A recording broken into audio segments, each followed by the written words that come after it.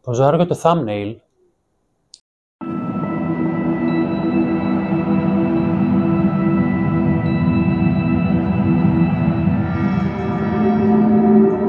Όπως σας υποσχέθηκα, η διάφανη ζώνη είναι ένα αλληλεπιδραστικό project. Με ρωτάτε λοιπόν τι είναι αυτό που κρατάω στα χέρια μου. Είναι ένα κουμπί με το οποίο ενεργοποιώ και απενεργοποιώ τη λειτουργία του βίντεο, την εγγραφή. Συνδέεται με Bluetooth στο κινητό μου και έτσι δεν χρειάζεται να σηκώνομαι κάθε φορά που θέλω να ξεκινήσω ή να σταματήσω τη λήψη του βίντεο. Είναι ένα μικρό τηλεκοντρόλ δηλαδή με ένα μοναδικό κόκκινο κουμπί. Τελικά εγώ σας ανάβω ή εσείς με ανάβετε?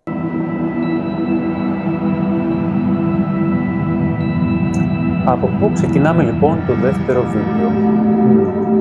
Προφανώς από τα κάτω. Από τα πολύ κάτω. Αν υποσχεθείτε να μείνει μεταξύ μας, νομίζω θα τα καταφέρουμε. Εν ώψη λοιπόν του επικείμενου Τρίτου Παγκόσμιου Πολέμου, η πανδημία δεν θεωρείται πόλεμο, σωστά?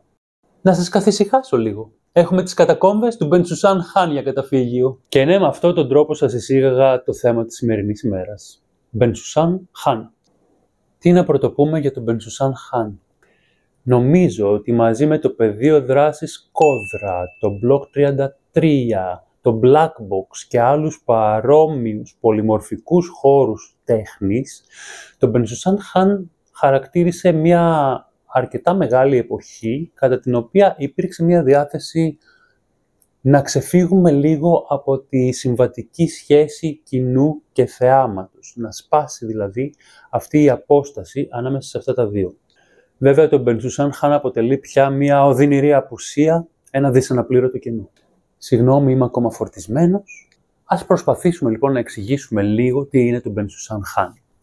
Λίγο πιο κάτω από τη Βαλαωρή του στη Θεσσαλονίκη, ανάμεσα στο Φραγκομαχαλά και στα Λαδάδικα, λίγο πιο κάτω από την πυρίκαυστη ζώνη, υπάρχει μια ζώνη που λέγεται διάφανη ζώνη, Ήταν η διάφανη ζώνη της εποχής, γιατί η μεγάλη πυρκαγιά του 1917 δεν άγγιξε αυτή την περιοχή. Είναι αυτό το σημείο λίγο πιο πέρα από την πλατεία Εμπορίου.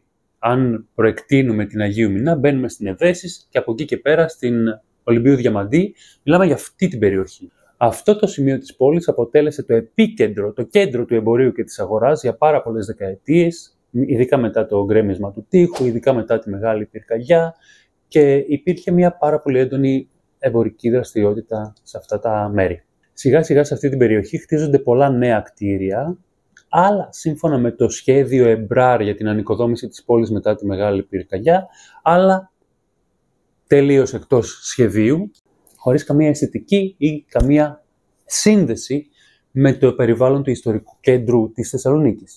Κτίρια που μοιάζουν ουρανοκατέβατα, τα οποία όμως σιγά σιγά επικράτησαν γιατί άρχισαν να είναι η πλειοψηφία.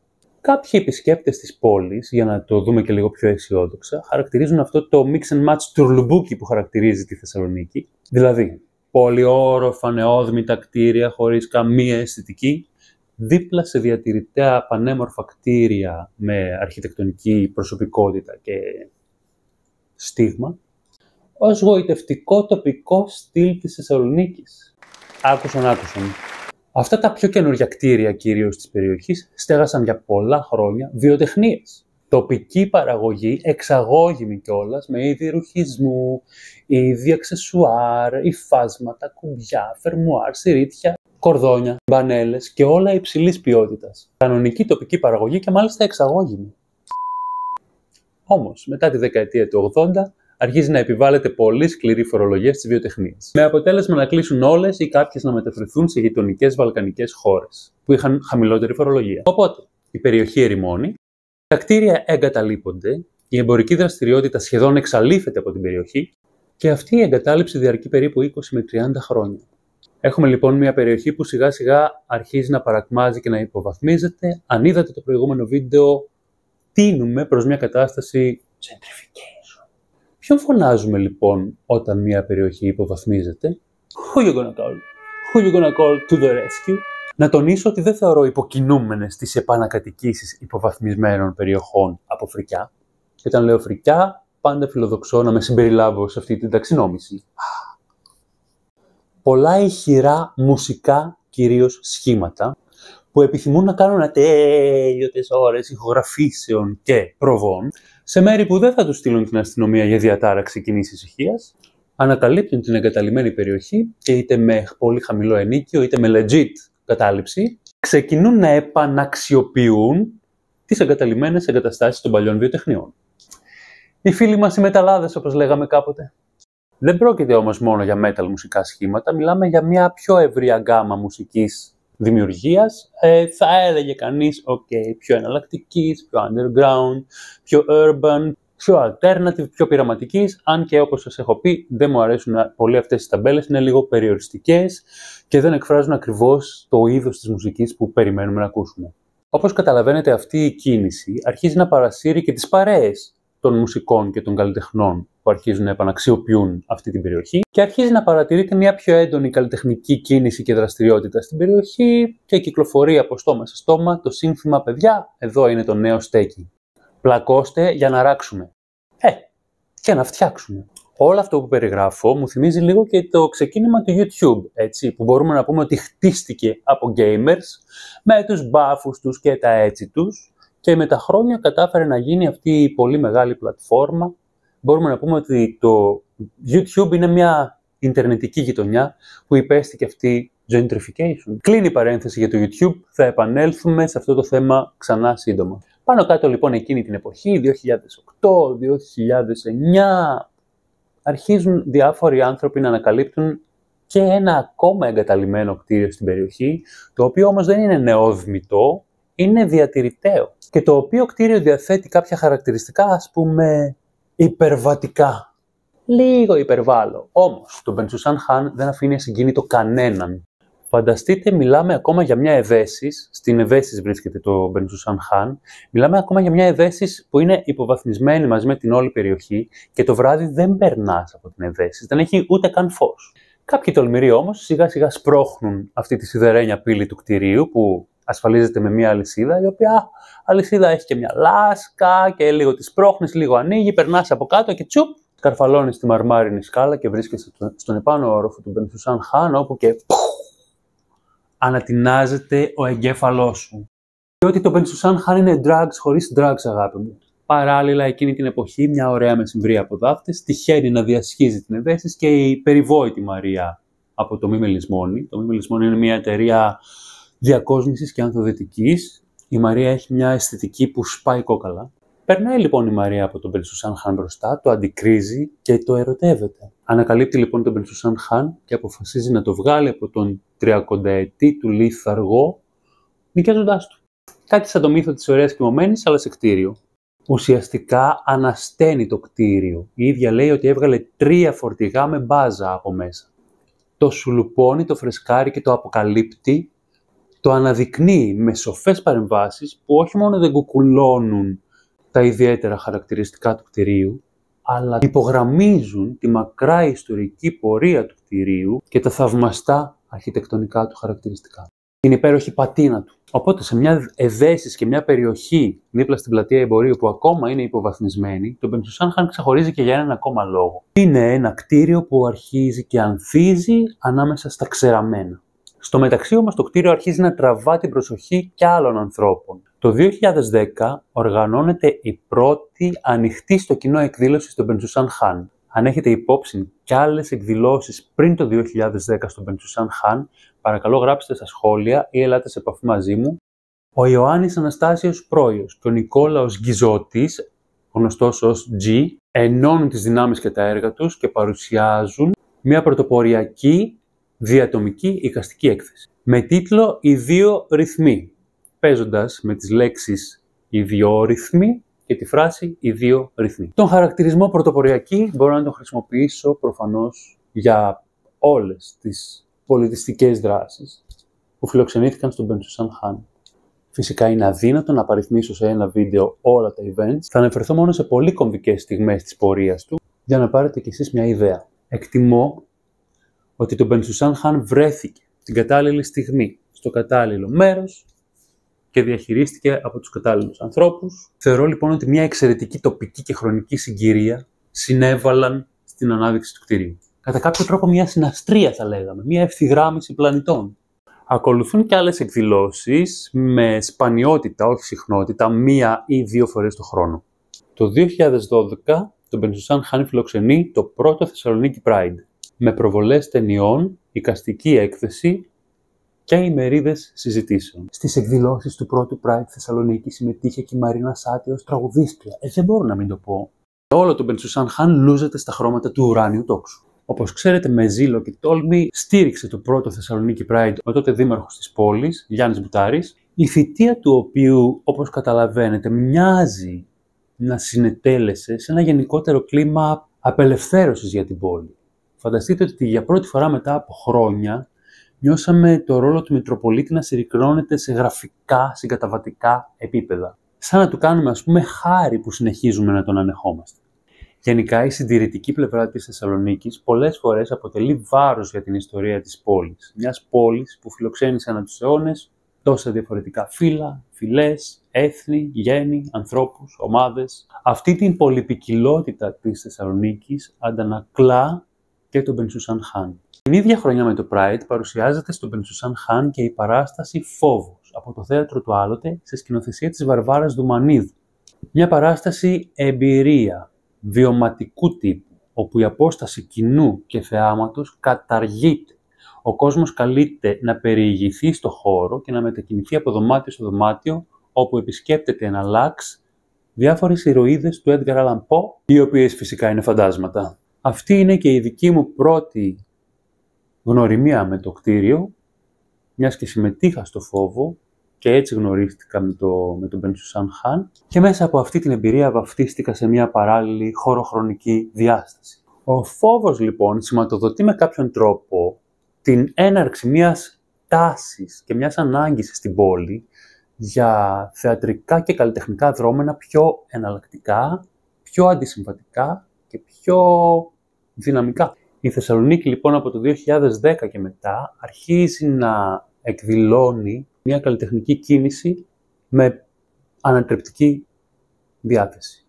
Παράλληλα με το Φόβο, ανεβαίνει σε ένα εγκαταλειμμένο ξενοδοχείο αυτή τη φορά της Θεσσαλονίκης, το ξενοδοχείο Άριστον, το πρώην ξενοδοχείο Άριστον, η παράσταση Fake Time της Λέλας Ράμογλου. Μια τελείως διαφορετική σύλληψη από το Φόβο, αλλά με αρκετές ομοιότητες σε σχέση με την αντισυμβατικότητα του περιβάλλοντος χώρου. Καλλιτέχνες και κοινό αρχίζουν να επικοινωνούν σε άλλα επίπεδα, πιο αλληλεπιδραστικά, πιο διαδραστικά. Και ο τύπος μιλά για τολμηρά καλλιτεχνικά άλματα προς τα πάνω στη Θεσσαλονίκη. Παραστάσεις σε απρόβλεπτους χώρους, σε χώρους που δεν είναι σκηνικοί ή καλλιτεχνικοί χώροι, σε χώρους που δεν είναι θεατρικές σκηνές, με συνθήκες όπως κρύο, σκοτάδι, μεταμεσονύχτιες παραστάσεις αντοχής, όχι μόνο για τους performers αλλά και για το κοινό. Αρχίζουν να χρησιμοποιούνται για πρώτη φορά σιγά σιγά όροι όπως site-specific, time-specific, interactive, performance και με αυτούς τους όρους να εξοικειώνεται σιγά σιγά και το κοινό. Προκύπτει όλο και συχνότερα η ανάγκη να στεγαστούν θεατρικά και καλλιτεχνικά events σε μη καλλιτεχνικούς ή θεατρικούς χώρους. Αν ο Φόβος σύστησε τον Μπενσουσάν Χάν σε ένα ευρύτερο σύνολο κόσμου, με παρατάσεις και απόϊχο, αμέσως μετά έρχεται το 2013. Τα Δημήτρια εκείνης της χρονιάς επικυρώνουν την επανάχρηση του Μπενσουσάν Χάν ως κόμβου πολιτιστικής δραστηριότητας για τη Θεσσαλονίκη.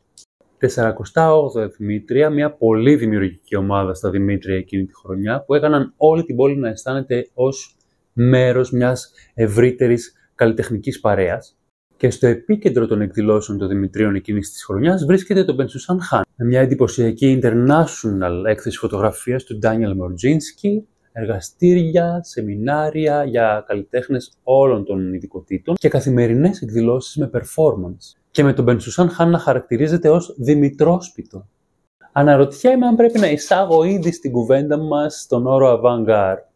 Avant-garde στο επόμενο βίντεο, πριν προχωρήσω στην πρόσφατη ιστορία του κτηρίου με την πολιτιστική και την καλλιτεχνική δραστηριότητα που φιλοξενήθηκε κάτω από την στέγη του. Θα σας πω δύο λόγια για τις απαρχές του και την πορεία του στον χρόνο, η οποία στιγμάτισε και την προσωπικότητα του κτηρίου. Και πάμε 200 χρόνια πίσω, σύμφωνα με τα Οθωμανικά αρχαία της Θεσσαλονίκης, τα οποία στεγάζονται στο Ιστορικό Αρχείο Μακεδονίας, το οποίο βρίσκεται Αλεξάνδρου Παπαναστασίου 21, κοντά στον Ευκλήδη, σε ένα άλλο διατηρηταίο κτίριο με μεγαλόπρεπη μαρμάρινη σκάλα. Εκεί δηλαδή που βρισκόταν κάποτε το Ρώσικο Νοσοκομείο της Θεσσαλονίκης. Σύμφωνα λοιπόν με τα Οθωμανικά αρχεία της Θεσσαλονίκης, στο συγκεκριμένο οικόπεδο, στο συγκεκριμένο σημείο που βρίσκεται και σήμερα το Μπενσουσάν Χάν, υπήρχε ήδη οικόπεδο από το 1810 με ιδιοκτήτη κάποιον Σαμουήλ Μπενσουσάν. Από ό,τι φαίνεται ο Σαμουήλ Μπενσουσάν έκτισε ένα παράπηγμα, θέλω να πω ένα χάνι, ένα πανδοχείο. Η περιοχή, επειδή βρισκόταν κοντά στο λιμάνι, είχε πολλά πανδοχεία, πολλά χάνια για να στεγάσει όλους τους επισκέπτες της πόλης. Εμπόρους, γυρολόγους και πραγματευτάδες. Το πανδοχείο του Σαμουήλ Μπενσουσάν, λοιπόν, το Μπενσουσάν Χάν, όπως επικράτησε να λέγεται, αρχικά μάλλον ήταν μια ξύλινη κατασκευή, όμως αργότερα οι κληρονόμοι του Σαμουήλ Μπενσουσάν το ανοικοδόμησαν με πιο ανθεκτικά υλικά. Από όσες πληροφορίες λοιπόν έχω καταφέρει να συλλέξω μέχρι στιγμής, γράψτε μου κάτω στα σχόλια αν έχετε κι εσείς κάποια άλλη πληροφορία σε σχέση με την ιστορία του κτηρίου, ειδικά την προγενέστερη. Στο υπόγειο λοιπόν βρισκόταν αρχικά η στάβλη με είσοδο από το πίσω μέρος του κτηρίου και στο ισόγειο βρισκόταν τα δωμάτια και το μαγειρίο.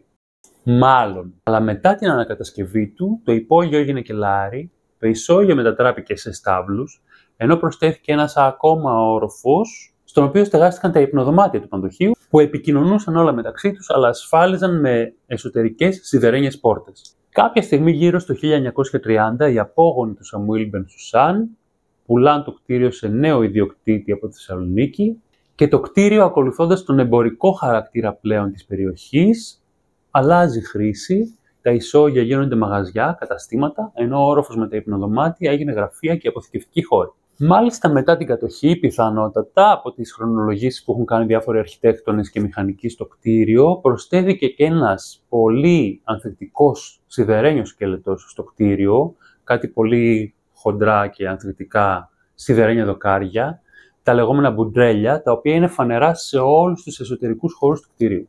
Για να μην σας κουράσω απαριθμώντας όλα τα επιμέρους αρχιτεκτονικά στοιχεία του κτιρίου, τα οποία το συνδέουν με όλες τις ιστορικές περιόδους της πόλης από το 1800 και μετά, θα αναφερθώ μόνο στα πιο δυνατά του σημεία.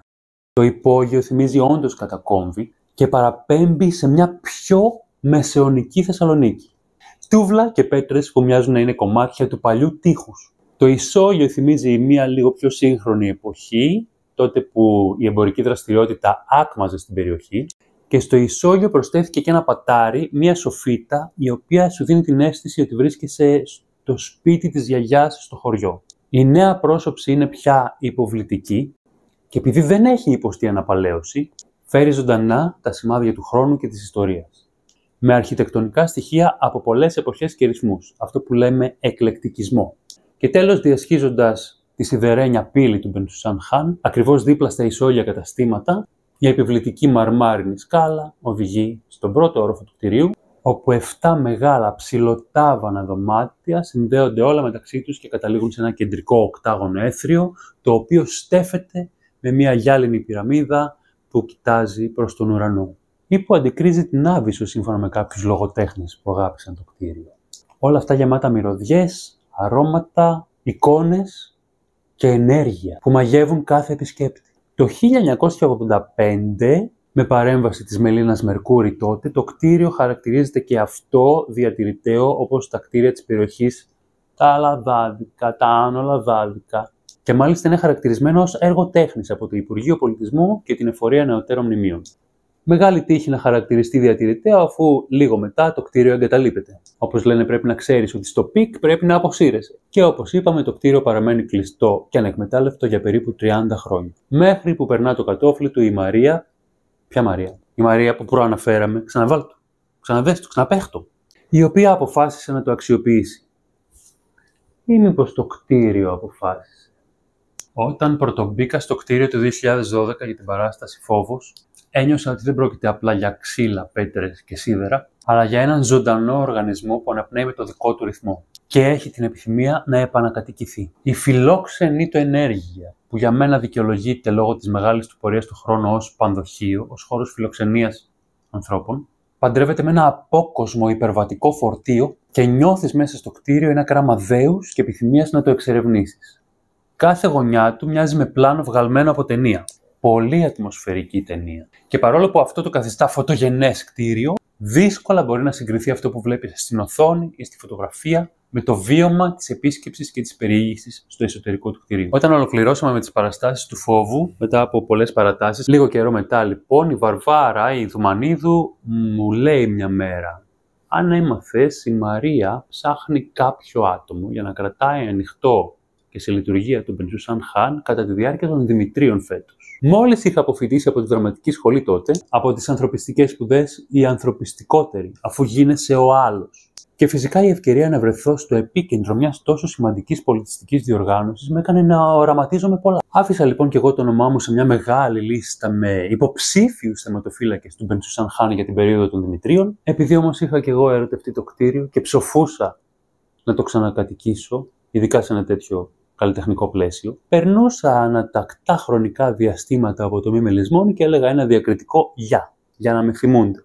Και όντως προς τα τέλη του Σεπτεμβρίου του 2013 δέχομαι ένα τηλεφώνημα από τη Μαρία, ποια Μαρία, η οποία τελευταία στιγμή αποφασίζει να μου προτείνει να πάω την επόμενη μέρα το πρωί στο Μπενσούσαν Χαν για να το ανοίξω για τους ανθρώπους των Δημητρίων. Πράγμα που σήμαινε ότι έπρεπε να πάω απόψε κιόλας στο Μπενσούσαν Χαν με τη Χαρούλα. Ποια Χαρούλα, θα σας πω ποια Χαρούλα. Για να μου δείξει πώς θα ανοίξω και θα ξεκλειδώσω και θα ετοιμάσω το χώρο για να υποδεχθώ τον κόσμο των Δημητρίων. Λοιπόν, επειδή αυτό το βίντεο μου βγήκε πάρα πολύ μεγάλο, η συνέχεια της αφήγησης και η σύνδεση με το σήμερα και οι ελπίδες για μια καινούρια επανάχρηση του Μπενσούσαν Χαν στο μέλλον θα αποτελέσει το υλικό για το επόμενο πια βίντεο για τον Μπενσούσαν Χαν, όπου και θα κλείσει αυτός ο κύκλος της καταγραφής. Στηρίξτε το κανάλι Διάφανη Ζώνη, στηρίξτε το καλλιτεχνικό project Διάφανη Ζώνη. Μπορείτε να πάτε στο παπάκι Διάφανη για να κάνετε κάποιο donation. Αν δεν μπορείτε να κάνετε κάποιο donation, τότε μπορείτε να κάνετε like, subscribe και να μοιραστείτε το βίντεο με ανθρώπους που θα εκτιμήσουν τις πληροφορίες που αναφέρουμε στη Διάφανη Ζώνη. Η συνέχεια λοιπόν του αφιερώματος του Μπενσούσαν Χαν στο επόμενο βίντεο.